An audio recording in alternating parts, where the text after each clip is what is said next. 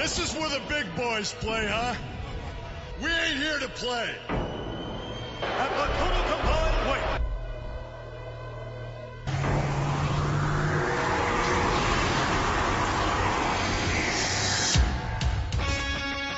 At the total combined weight of 589 pounds.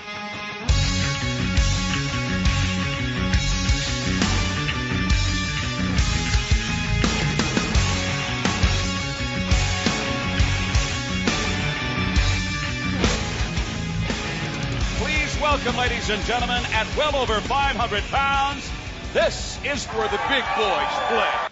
All right, welcome to the show, everybody. This is At a Combined Weight. I am your host, Charlie Dudley, joined as always by Robert McElroy. How you doing, bud? I'm doing well, Charles. What's going on? Just living the dream. Today is going to be a little different. If you've joined us before, we've talked a lot about WCW Monday Nitro 20 years ago, and we've also done our Hot Tags program, which kind of talks about our recent happenings within the world of professional wrestling. Today's a little different, as we're going to take a walk down memory lane and talk about action figures. And we're talking about wrestling action figures in particular, whether it be the WWF Hasbro line, the WWF Jakks line, the WCW Galoob, or other action figures that were involved in your wrestling action, and what other props and figure accoutrements that you would allow your wrestlers to take part in. I love it when you bust out the accoutrements line. Well, there's really no other word that comes to mind for the just sheer amalgamation of the things that we'll pull in.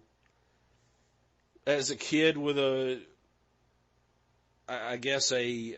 vast imagination of what could be used as a wrestling venue, I guess.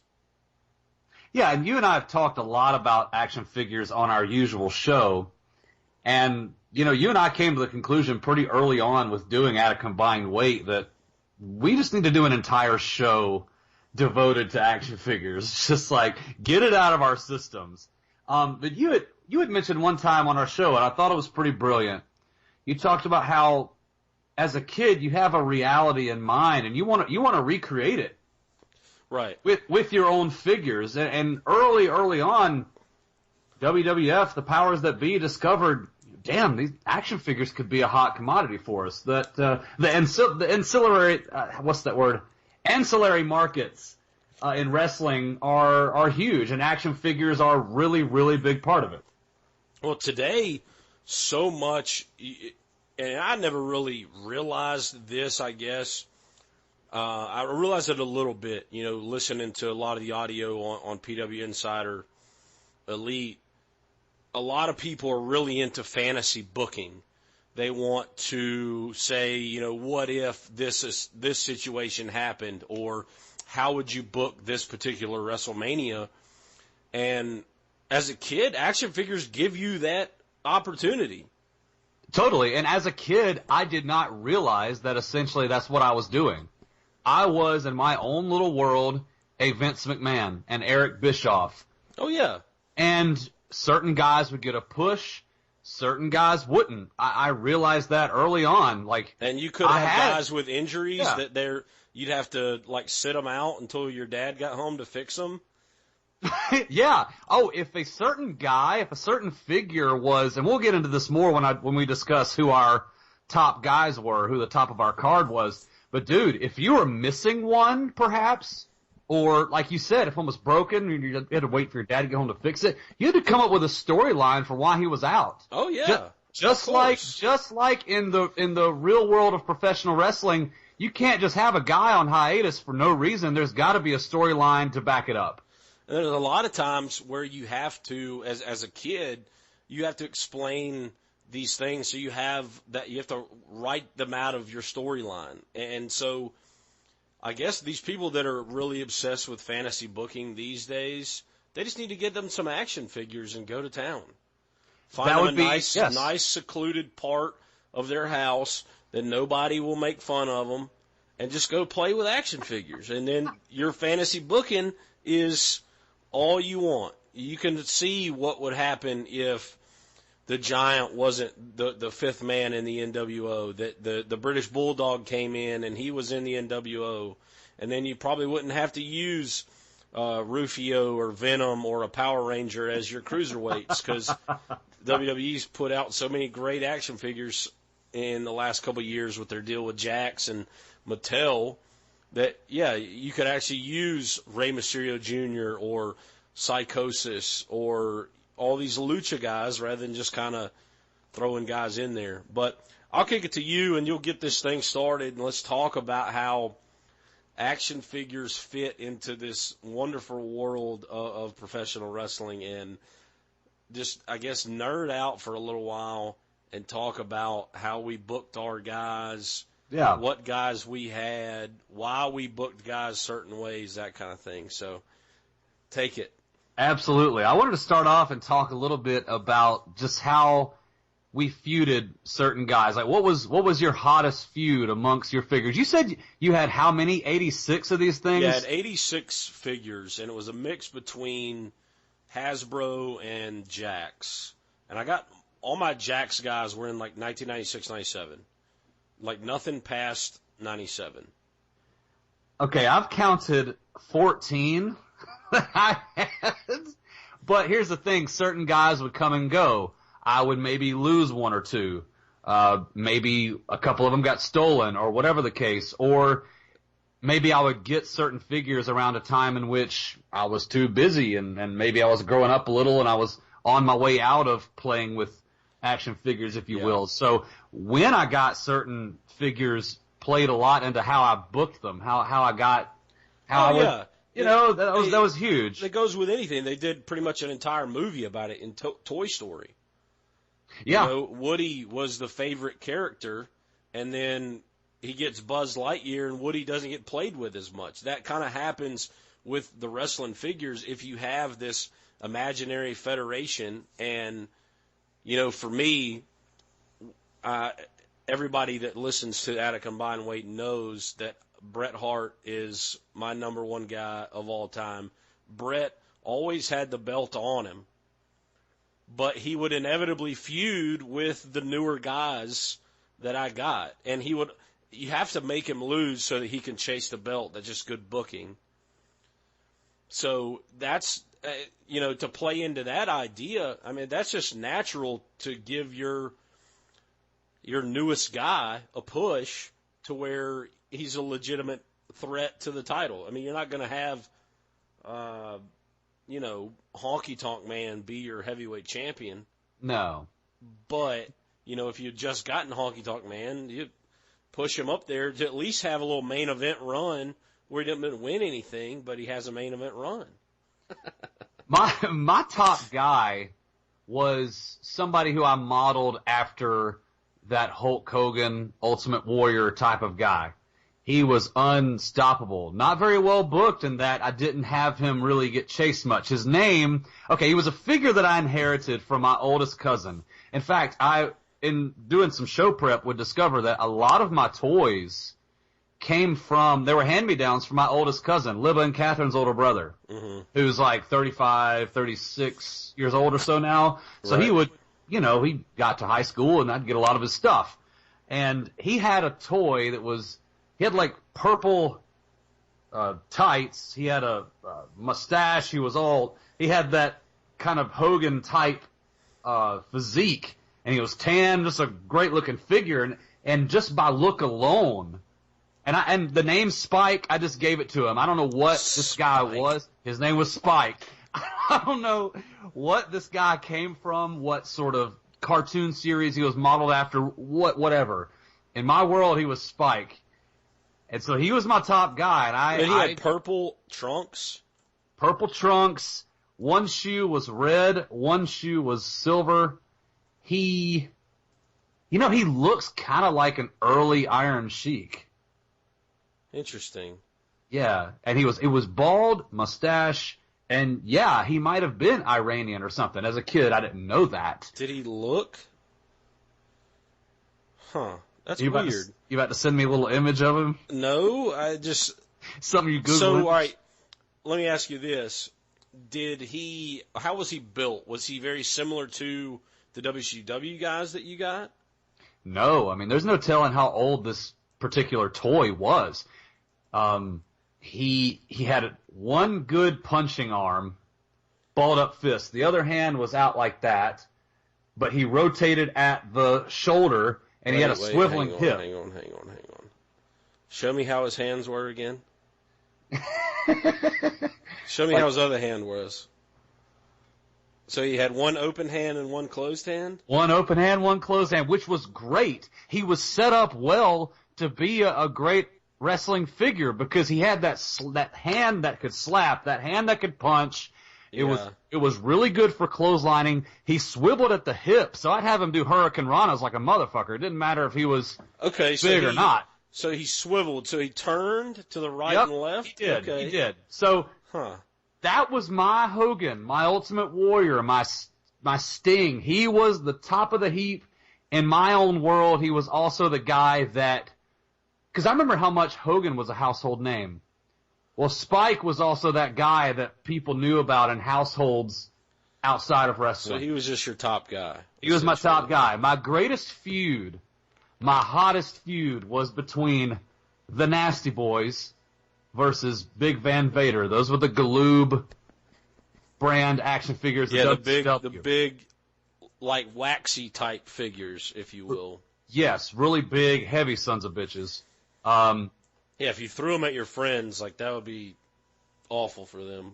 Oh yeah, you were taking a trip to Shelby Medical Center, or for you it was going to be Montclair. Montclair. I would, dude. They had such awesome. They'd be hardcore matches, is what they'd be, and I would. There would be plunder, as Dusty Rhodes called it. Plunder. I would have empty Coke cans. Those would be like trash cans. They would bust over each other's heads. I had a washable marker so that when one of them got split, I could just draw blood on them, okay? And it was great that it was a washable marker. You just wash it right off and go forward. And I don't know why I never gave Big Van Vader a tag partner. They were always handicap matches, but that kind of fed into how hot that feud was. I should have booked him with a tag partner at some point. Now, when you were booking these handicap matches, did you talk to yourself as it was like you were doing commentary about, oh my God, he split open? Yeah. Oh yeah, that would either be in my own head or I would say it out loud. And the matches always turned into how Chris Benoit, Kevin Sullivan was, how he would exit the arena. So they'd go from the couch down to the floor near where like the coffee table was, and that's where all the plunder was, and all hell would break loose. Yeah. But I will say, Chris Benoit, Kevin Sullivan was a big time influence in that. If not for knowing how they had those kind of matches, I don't know that I'd have done these guys that way. Vader and Nasty Boys. I think I didn't really have like huge, let's call them huge feuds necessarily, because I kind of had so many guys. I cycled guys around, but I typically stuck to where, guys that were feuding within WWF at the time or in past would feud with each other. Bret and Shawn had great feuds and great matches, as did Bret Hart and Stone Cold. And earlier, before I got the Jakks figures, I would have Dusty Rhodes feud with the $1 Million Man, and I would have Piper feud with Hogan, and I'd have Bret Hart feud with the Mountie, and whoever. It just kind of cycled them around. And in my Hasbro days, I pushed Bret more, I guess, as a single star because I got the Jim the Anvil Neidhart later, and he was different than Bret Hart. And I didn't like putting them together because they didn't look the same. That was a very important aspect of why I would put a certain action figure against another one. If they were built similarly, they could have a functional match. All right, at one point I had a... Well, no, they were the same type. Both yeah. Hasbro figures, but at the time, Jim the Anvil Neidhart had come back, and he was in the new foundation with Owen. Oh, so I he see. had blue pants. Rather, he didn't look like the Hart Foundation Jim the Anvil Neidhart. So I didn't want them to, the rockers that I had, they both had the green pants, so they were tag teams. So Brett was rarely, if ever, in a tag team with anyone because he didn't look like anybody. So he was a single star. Now, let me ask you this, and this could factor into how you booked. I know it did for me. Was your little organization that you had amongst your figures, was it the WWF in your mind? In my mind, no. Yeah, it wasn't for me either. It was, we were based, it was basically a WWF ripoff because I used all their guys, and I didn't have a ton of WCW guys. I had 3 WCW figures ever. I had a Surfer Sting, I had a Ric Flair, and I had a Vader, which I later stopped using when I got the WWF Vader in about 96, 97. Because I didn't like to use those Galoob figures because they were so much bigger than everybody. And it was even tough for me, I guess as a kid, to use the Jakks figures with the Hasbro because they were so much bigger, like so much size difference. That was everything, man. Like they had to kind of match up in size. Like at one point I had a Sergeant Savage. He was a 12-inch tall G.I. Joe, okay? And he was massive, and I could only wrestle him against certain guys. He was my giant, Big Show, if you will. Right. He was my one hulking, massive star on the roster. And of course I put a belt on him at one point because, I mean, he was massive. Of course, he'd make a good champion. Right. But the way I looked at it in my mind, this was not WWF. This was not WCW. It was a faction, a federation completely separate from those. And if I had a WCW figure, which was, I guess, the majority of what I had, that meant that I got them from WCW. If I had a WWF figure, it means I acquired them from WWF. Yeah, so they were just like the guys that you had signed from them. Yeah, that's essentially what I did as well.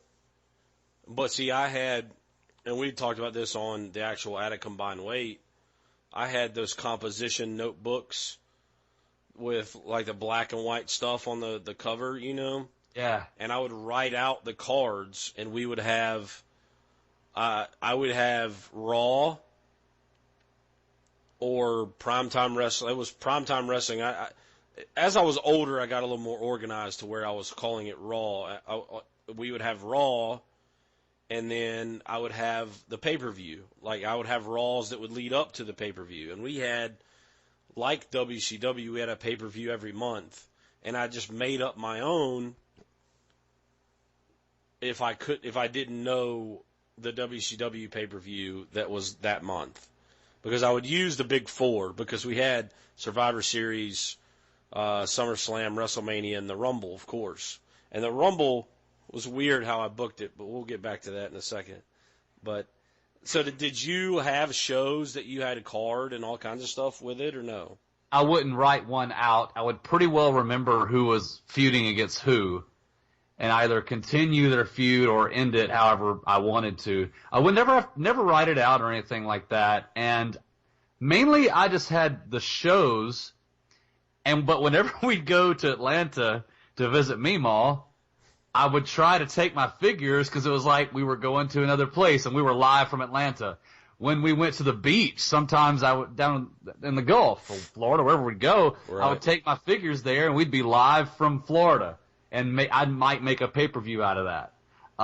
But no, it wasn't. It sounds like you were sounds like a lot more organized and a lot more of a structure than like what you had going on. Me, I was playing with my figures whenever I had an hour or two free on my hands and I was bored.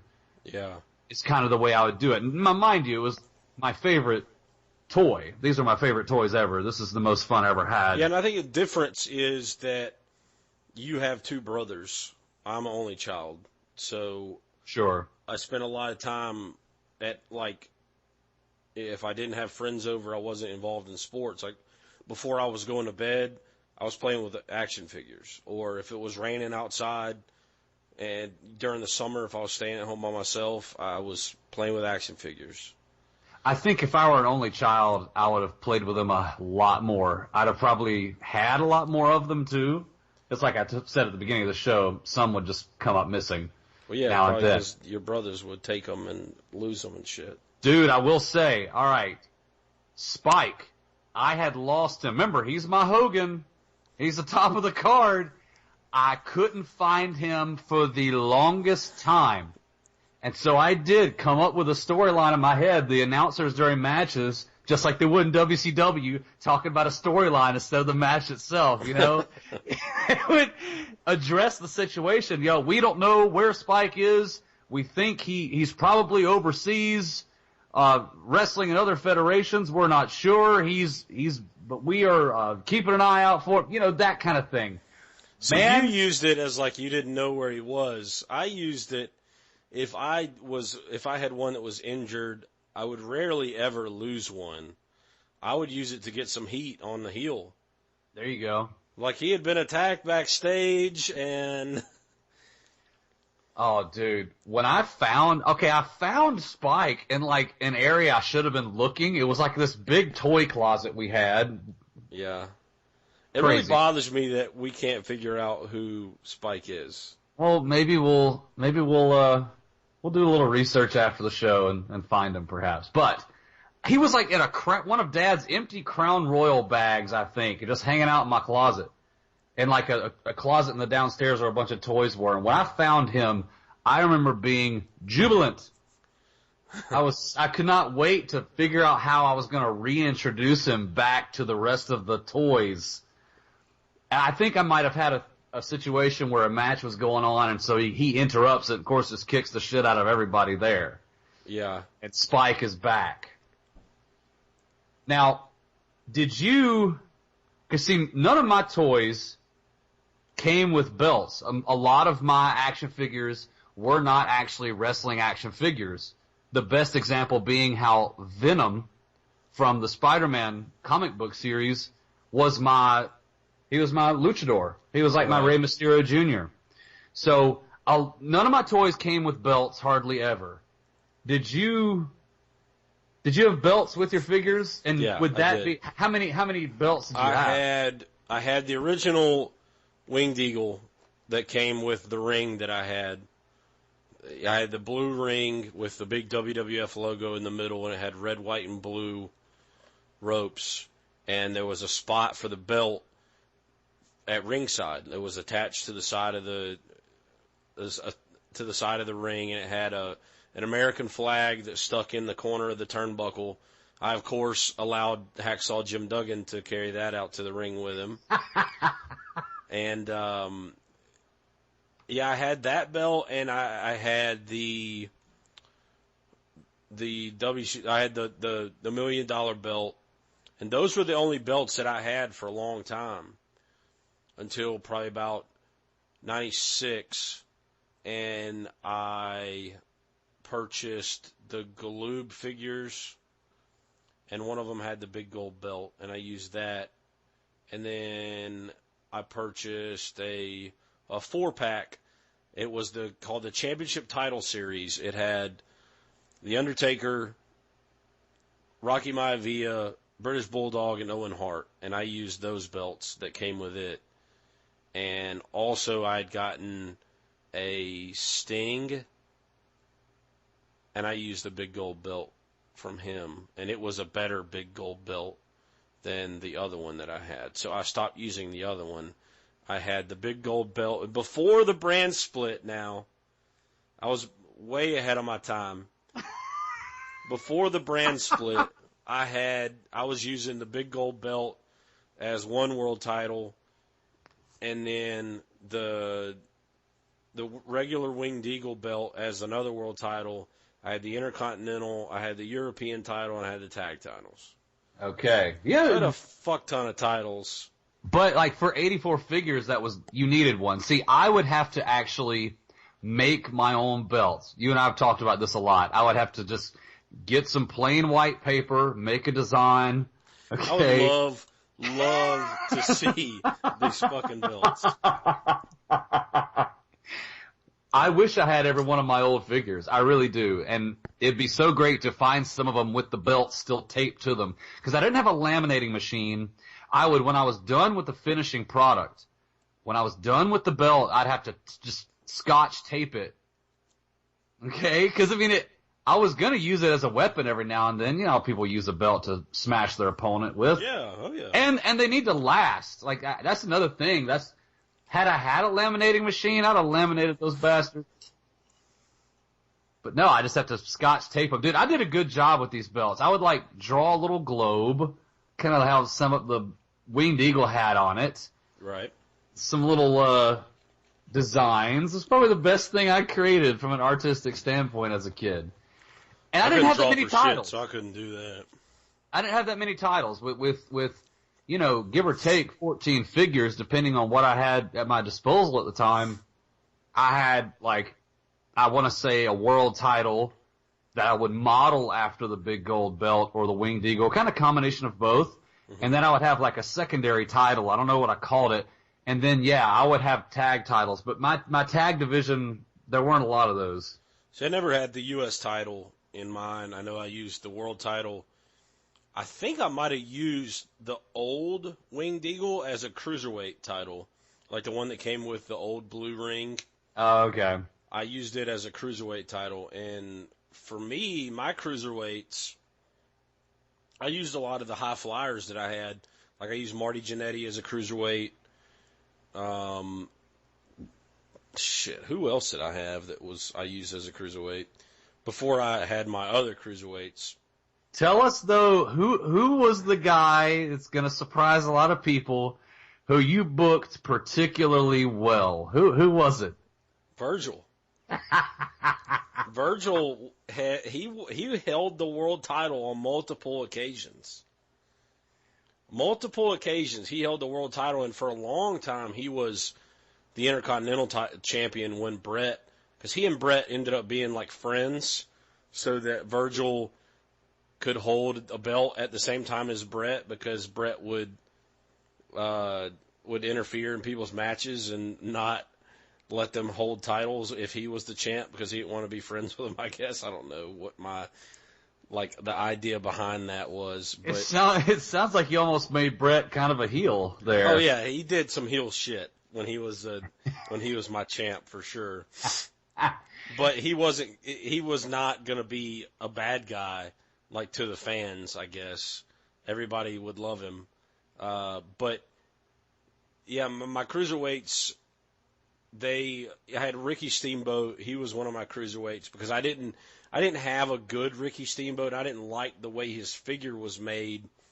His figure was very similar to the Shawn Michaels figure when it was a rocker Shawn Michaels, and the first Ultimate Warrior figure I had, their feet were together and they had this big hump on their back, and you could push their shoulders down to their feet and they would pop up. Like it was supposed to be like jumping action. I fucking hated it. See, all right, a lot of what I've seen here in the last several years with action figures are these weird little contraptions that'll allow the child to, you'll have a figure on one side of the ring, one on the other, and they'll be able to thrust them toward one another, and whichever flies up. Kids have an imagination that is just, it's incredible, and they can make all that happen on the spot with whatever figures you have. Right. It's not necessary. Some of the stuff I've seen them put out the last several years. And see, I would have hated. I know. I didn't like it. That's why I didn't use that Shawn Michaels very often.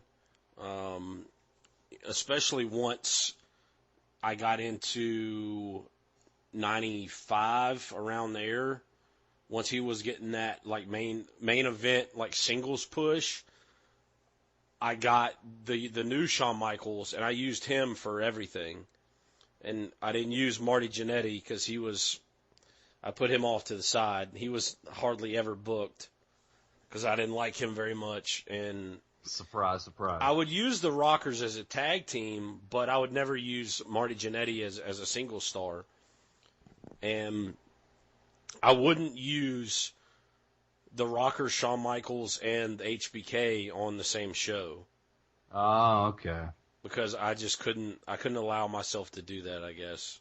You know, if a given action figure could function well, just like your Virgil, if they had a good punching hand the way they were set up, if they had really great legs that could kick well and things of this nature, those are the guys you would generally push. It didn't matter that, say you had a Hulk Hogan. What if your Hulk Hogan figure was just like a shitty figure that didn't function well? I never really liked the Hogan figures because the Hasbro ones that I had, their bottom half didn't move. So if he was doing the leg drop, he was like this. He was perfectly like horizontal to the mat. So he couldn't sit down and do a leg drop. So. And I wasn't a huge Hogan fan anyway. I mean, there was very few guys that could do their finishing maneuver with the way that their figure was built. That's what I loved about Rick Rude. And his waist was so skinny that you couldn't put the belt around his waist. But he had his hands, like one was making a bicep and the other one was across his chest. And this moved, his one making a bicep moved up and down so you could put a guy's head and smash him underneath like you're Nolan Ryan and he's Robin Ventura, just getting the shit kicked out of him. And he could do the Rude Awakening, so he did great neck breakers. And you couldn't do the sharpshooter very well. Oh, no. I tried valiantly with my Brett figure to do it. You could with the Jakks figures, and you could do the Jakks, you could do the Sweet Chin Music with the Jakks figures. The Jakks figures allowed you to do way more with them because they had movable hands and movable legs. So you could do the sharpshooter, you could do Sweet Chin Music, you could do DDTs and suplexes, you could do leg drops, you could do the bonsai drop with Yoko. The figures they put out today, they're constructed in such a way that you can do pretty much any of the moves. Oh, yeah. And they are accurate down to the tattoos. Right. They're really, really great. I wish that action figure technology had been as awesome when I was a kid as it is now. It's very odd that I never owned one Hasbro. Not one. Yeah, that is odd. But I guess they went out before you were, like, into WWF. Man, you know how we can't really figure out who Spike is? A bigger mystery to me. I had this one guy who was like my karate sort of luchador kind of guy who had amazing kicking legs, could do anything with him, so I booked him well. And I don't know if he was like a Marvel comic, like a bad guy from around that time. I can't figure out what he came from. It was yet another figure that I got from my oldest cousin. Uh-huh.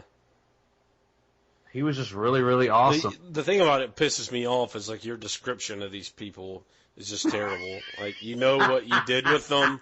Like, you know all of the moves, but you couldn't tell me, like, colors or anything like that. It infuriates me. One of the things that and it was kind of out of character for the way that I was booking people at the time, is the use of Rufio and the Blue Power Ranger as lucha guys, because, you know, in early 96 and to this period, you know, I was 11 or 12 years old, and this was my twilight years of action figure playing. This was probably the last, like, year that I would play with them. Somebody had gotten me Hook, the Rufio from Hook, and he had the little skateboard thing, and it looked like a damn sail for a ship. I used it as a stretcher. Oh, that good toy usage there. Yeah, repurposed. And then, so I needed some smaller figures, and my cousin Tyler, who's 3 years younger than me, he brought all of his action figures over to my house one day, and he had a lot of the same ones that I had, but he liked the Power Rangers, and he had a couple Power Rangers. Well, he ended up having like 2 blue Power Rangers. So me being the older cousin, I was like, listen, give me this other blue Power Ranger so that I can have some cruiserweights. And he was like, yeah, sure, that's fine. So, and I think I traded him an Owen Hart that I had for the blue Power Ranger because I had a duplicate Owen Hart, because I bought Owen Hart by himself, and then he also came in the championship pack that I had. And I wasn't going to book 2 guys that looked the same when I had a twin gimmick. So the only reason why I'd ever use, and they were the same figure, so like there was really no point in having them. Like with the Ted DiBiase's that I had, it would just be he would just wrestle in a different outfit, a different suit. He would come out in his black suit sometimes. He'd come out in his green suit in others. So the same thing with Hulk Hogan, because I had multiple Hulk Hogans. I had the one where his hands were out to his side and his fingers were outstretched, and he could do a gorilla press slam. And then there was another one, and it said Hulk Rules on his shirt. And then the other one had a picture of his face on his shirt, and he did like a bear hug where you could pull his arms apart and then they would snap back together. Yeah. That shit sucked. Because you'd have to hold his arms open to do punches, because he wasn't doing like axe handles on people. Right. Even though you could, because Hogan did do that a little bit, but. Come to think of it, I had a Diamond Dallas Page figure who, when you squeezed his legs together, he did the diamond. Oh, that's awesome. No, well, it's cool that he could do the diamond, but it didn't do anything for you.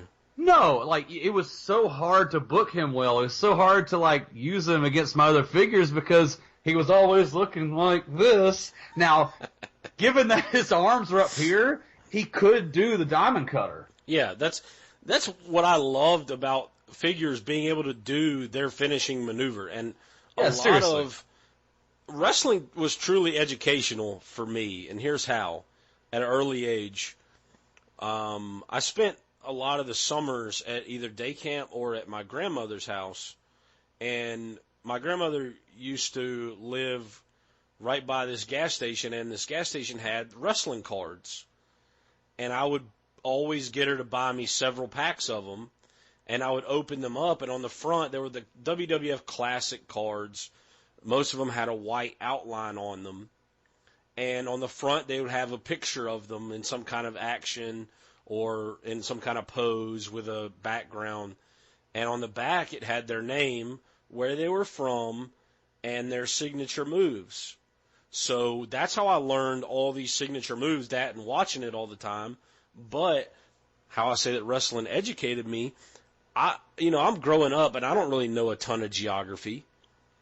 So I had this big-ass map book that my parents had bought me, that somebody had gotten it for me, I think, and it had all the maps with like the big cities and within these states.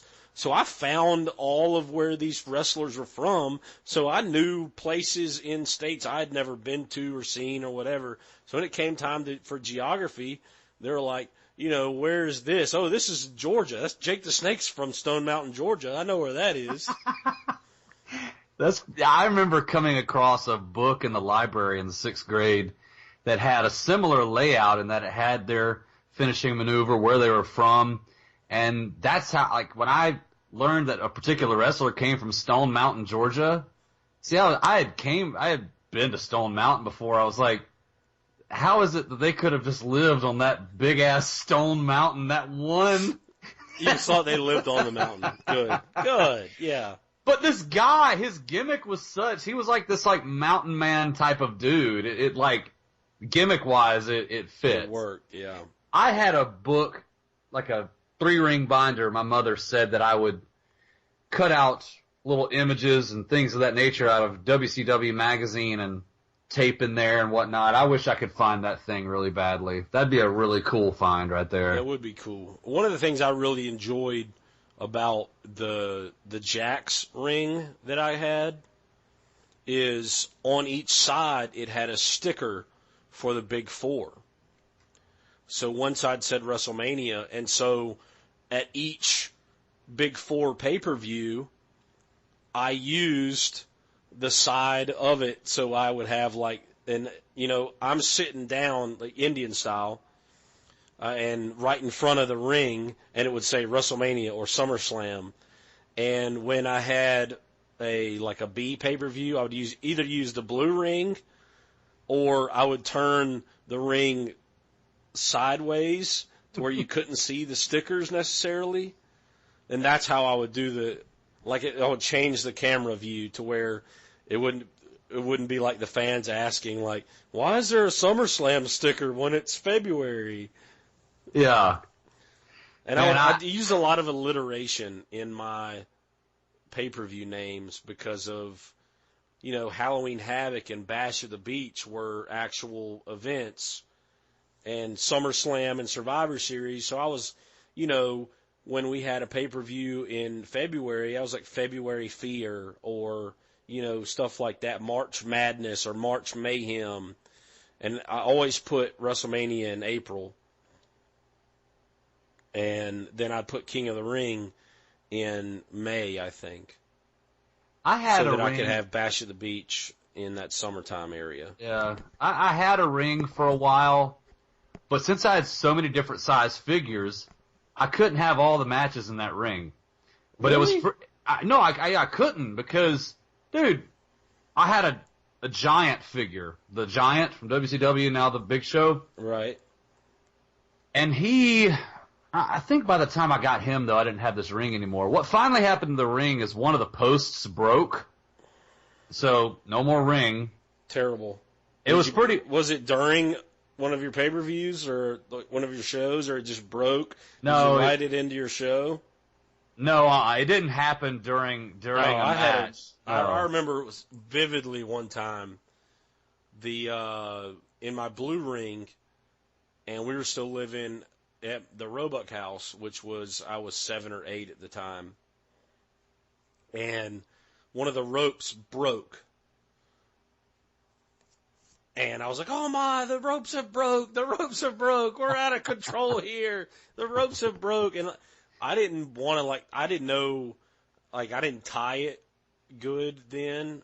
So I just stopped playing with them that day, and I had my dad, tie them. And I would put the knot by the turnbuckle so you couldn't see it. There you go. I was all about the presentation. I was very, very, thinking back, I think about, how fucking weird it was, I guess, that, I would turn the ring and just, everything was just so planned out and specific. It sounds like it was. See, for me, it was nice having a ring for a while, but my imagination was such, man, that I would just, the best ring for me, what I would just use the corner of the couch. Yeah. They would Irish whip off of one cushion or the other side that was just, air. Yeah. I was just mimicking that there were ropes there. See, I just loved, I guess, the use of the ring so much, using springboards, having them jump off the ropes, throwing them into turnbuckles.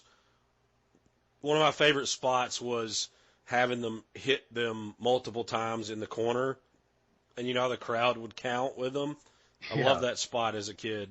Oh, dude, when I got a ring, it opened up a whole new set of possibilities, man. I would love to tie their boots up like how they'll do sometimes. Like how Andre would fall back into the ropes and Yes, God, that was probably my favorite spot to do when I actually had a ring. So now that we're on the topic of props and things like that and the different accoutrements, if you will, let's talk about that. I've already discussed how I would use the Coca-Cola cans for Nasty Boys and Vader, which I love doing. I would even take little wooden just pencils, just number 2 pencils, and those would be pipes or kendo sticks or whatever the hell, and they would just bash each other with those. The Nasty Boys and Vader, they did not mess around.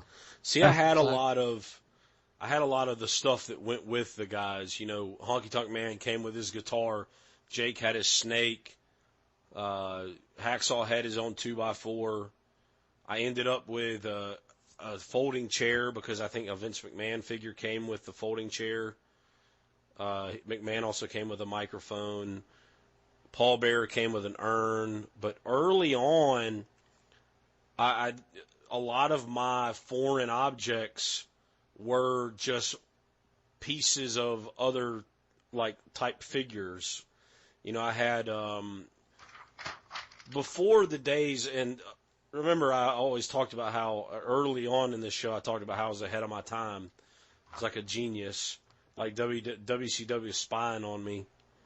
I did a multi-level match a couple different times because I was a big Ghostbusters fan early on in my life, and I had the 3-story Ghostbuster house where there was a big pole that went in there and they could slide down from one level to the next, and I took that out and I would take the doors off of their hinges and use that for my guys to hit people with, and they would wrestle on each level, and it was like you had to pin them on that level to move to the next level, and if the feud got really hot, they would be wrestling on the top of the Ghostbuster house, and they would throw them off of the top of it. So WCW used that when Hogan accidentally threw the Giant off of Cobo Hall, but my guys were getting thrown off the Ghostbuster house. Before all that. Yeah. I would take this old laundry basket and I would use that for my cage matches. And it was a shitty old laundry basket. So there were places in where the little, in this case, the fencing was for my cages, where it had kind of just made little holes. So I would use that as a spot. One of my guys, they'd be kind of on the cage, hitting each other, start like smashing his head into the cage, and I would have it to where he put him through that hole that was already there in the laundry basket. And so that's when I break out my washable red, and there's blood at this point. Right.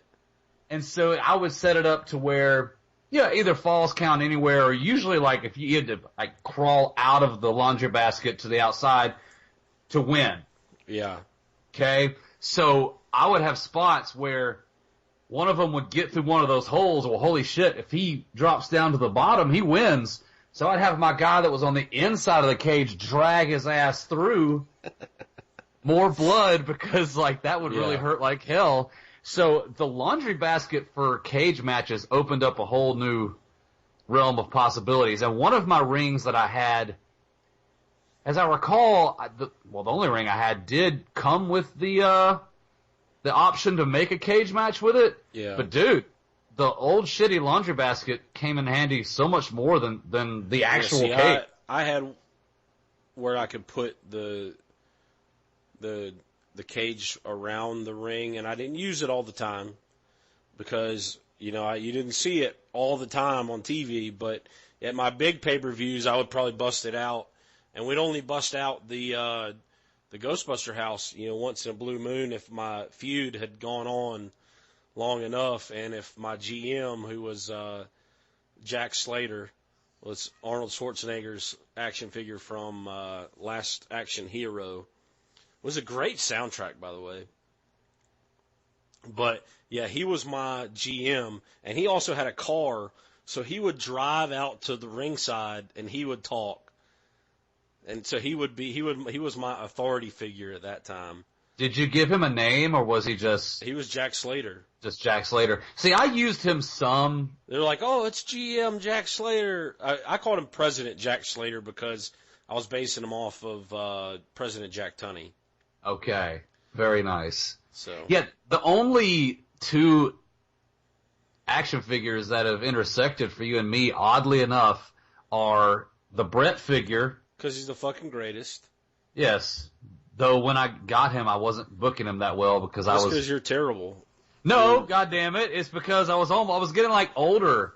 When I got figures mattered, I was like getting ready to like not play with them anymore. So I got bred at a bad time. So you were basically WCW.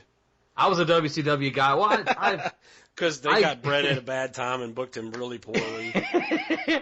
Yeah, and the Jack Slater. I had the Jack Slater figure that I would use for wrestling. So many of my figures were not even wrestling figures. I'd give them a name, they'd just be wrestlers. The same was the case with Jack Slater, and similar to Brett, I didn't book him that well. I didn't have him do a lot of stuff. It's pretty awesome you made him a general manager. Yeah, I had to. But what he was, and I call him a GM, but he was like President Jack Tunney. Yeah. Because that was who that I modeled him after. Because previously I was using Ghostbusters as my Jack Tunney, and they would come out and they would very rarely get involved because at that time Jack Tunney very rarely got involved. But and I booked people pretty well. Who I booked really well as a tag team was Earthquake and Typhoon. There you go. They feuded quite a bit with the Legion of Doom because they were better figures than the Legion of Doom. Hawk was one of those figures that had his feet together, and he was one of those where you could smash his head, and he sucked. He was a terrible figure. Animal was really good. He could gorilla press. He was that same type as it was very similar to Hogan, but both Typhoon and Earthquake had just hands, and they could smash like a Hulk smash. So, and Earthquake's legs actually bent, so he could do the Earthquake sit down thing in the middle of the ring. So it was great for them. So they got pushed pretty well. And like I said, Virgil got pushed well. I really pushed Papa Shango well, too, because I liked the way that he was made. And who else got pushed well? Greg Valentine and the Honky Tonk Man stayed in a tag team forever. They were in Rhythm and Blues for years, and they had like a cup of coffee as Rhythm and Blues in WWF. But I put them together as a tag team just to get them on the card a lot of times. My shows probably in real life would have lasted like 5-6 hours. I had so many matches. We had 80-something figures, so yeah. I didn't use them all though. A lot of them weren't booked. Yeah, I hear you. Well, at the very bottom of my car featured two figures who were like. They might have come in the same pack, but they basically came from, I want to say, like, the dollar store, really. And dollar store figures, I would get one occasionally, and they were just fine because they didn't belong to WCW or WWF, so I was forced. You just had jobbers, like enhancement guys? Or I'd give them a decent push. I would, like, give them a name, give them a gimmick, and that was it. But the very bottom of my card, match number 1 always featured the same two guys feuding each other. They were built exactly the same.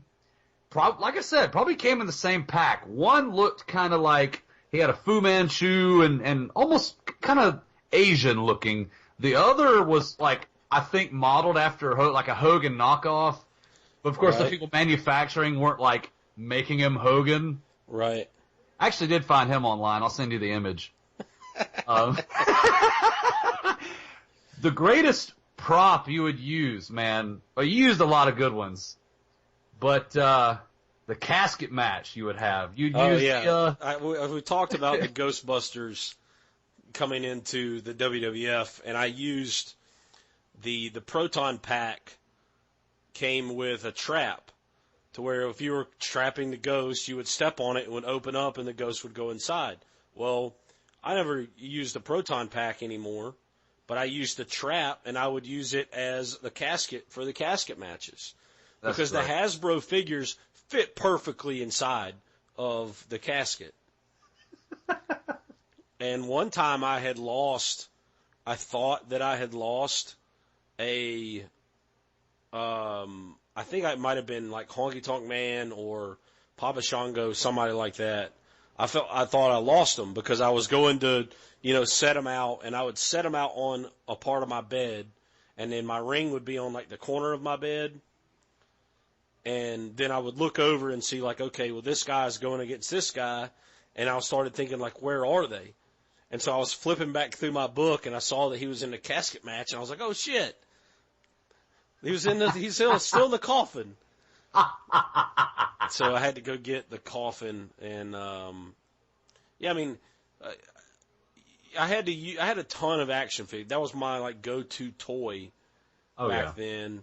So like if I really wanted to, and I had enough wrestling figures, so I didn't have to bring in my old Thundercats into the mix or anything like that.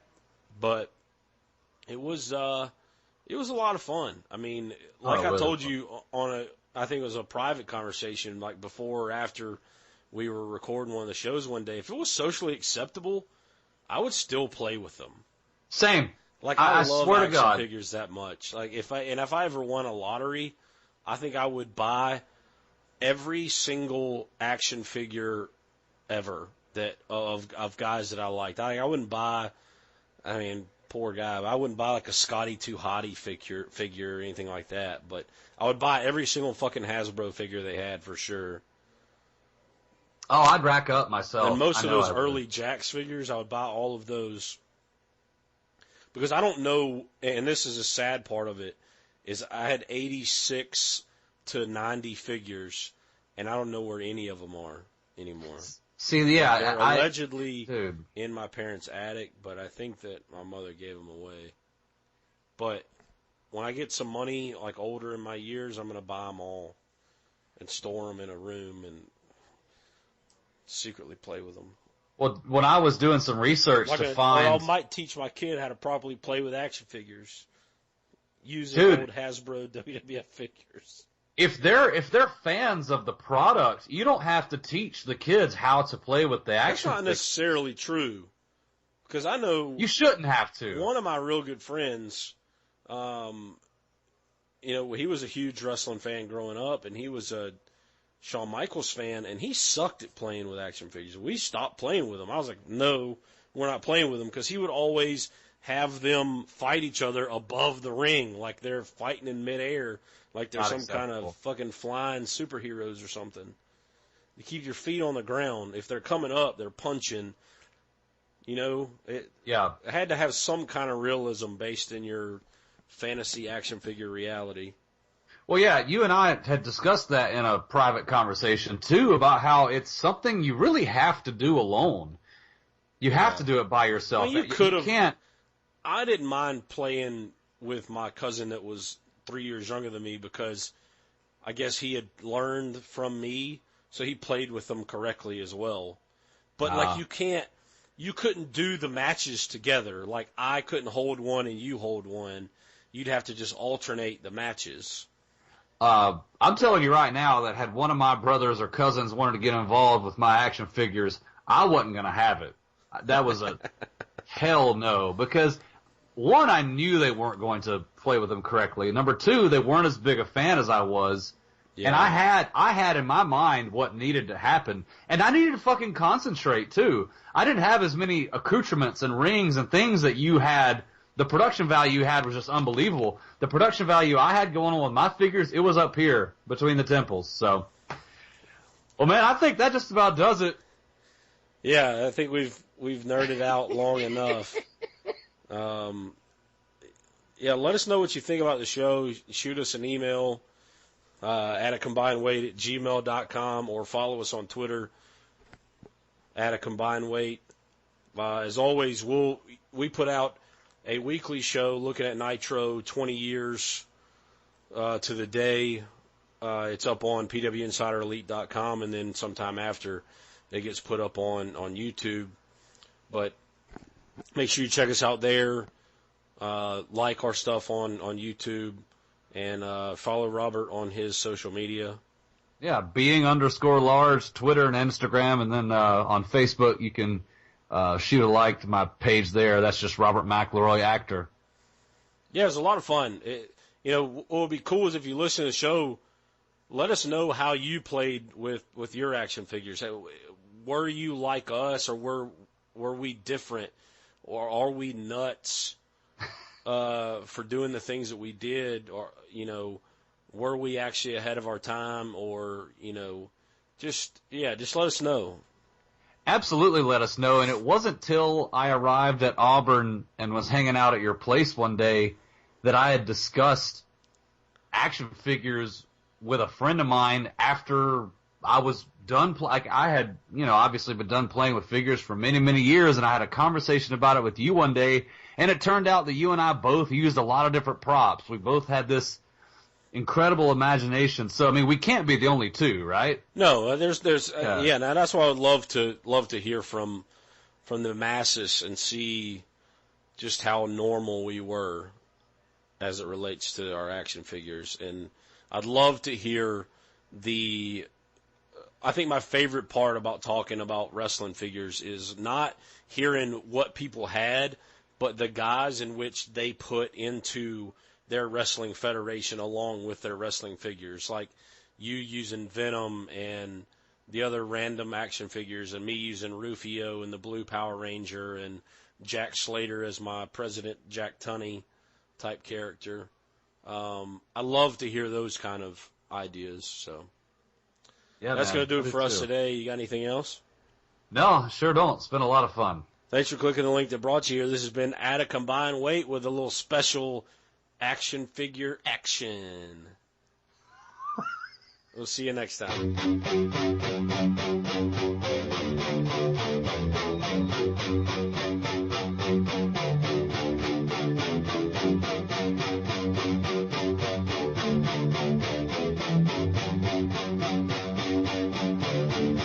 It's okay.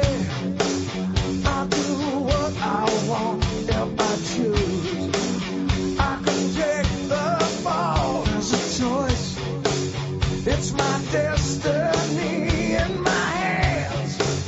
Yeah, it's up to me. I can drive. I can shoot a gun in the streets. Stop me somewhere alone. I can jump. Be the sacrifice, bear the cross, just like Jesus Christ. And I don't wanna hear what love can do. No, I ain't gonna tell you what's right for you. Is it right to take the easy way? Close your eyes, get on your knees and pray. Now you'll say, by a higher voice, give it up, give it up, give it up. Your choice. If I'm wrong, then I'll pay for it. If I'm right, yeah, you're gonna hear about it. But I'll try. Yeah, I'll try for it. I'll try till I'm satisfied and I'm tired of hearing what love can do. And I ain't gonna tell you what's right for you. I'll take the damage done. Yeah, I've heard the shotgun. I'm about to set sun on that kingdom come.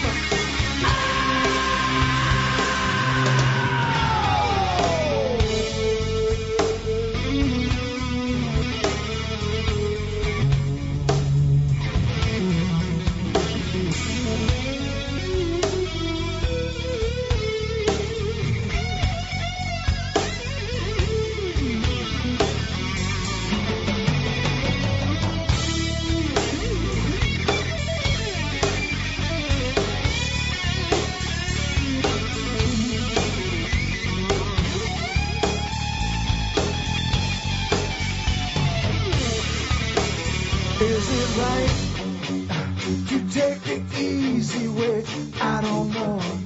I get down on my knees and pray. Now I'm saved by a higher voice. Giving up, giving up, giving up.